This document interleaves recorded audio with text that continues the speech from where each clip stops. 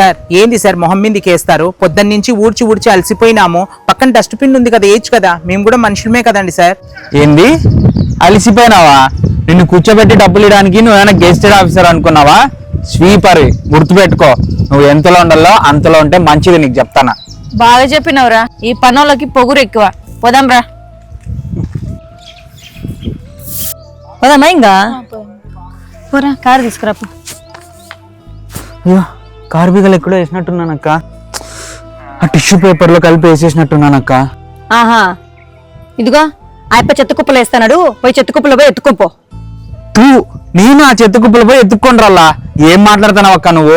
మళ్ళీ ఎవరు తెస్తారా ఇప్పుడు కీసు? పోయి తేపో. లక్ష్మిరా, పోయి ఎత్తుక్కొద్దాం. చిచి, నేనా? నేను పవిత్రంగా తలస్నానం చేసుకుని గుడికి వచ్చిన ప్రశాంతత కోసం. నువ్వేందా చెత్త కుప్పలో పోయి ఏరుకుంటున్నావు?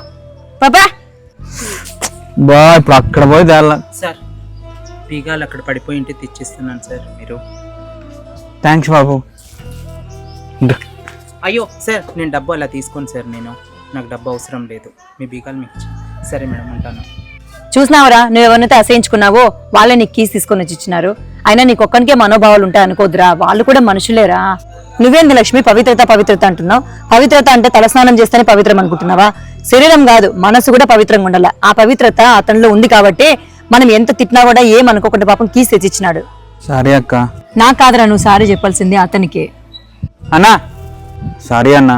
అయ్యో పర్వాలేదులేండి సార్. సారీ అన్న. పర్వాలేదులేండి మేడం. డబ్బు హోదా ఉంది అని గర్వపడకు. గౌరవం డబ్బుతో రాదు, ప్రవర్తనతో వస్తుంది. వీడియో మీద మీ అభిప్రాయాన్ని కింద కామెంట్ బాక్స్ లో కామెంట్ చేయండి. అలాగే మహితా తెలుగమ్మ యూట్యూబ్ ఛానల్ ని ఫాలో కండి. Thank you.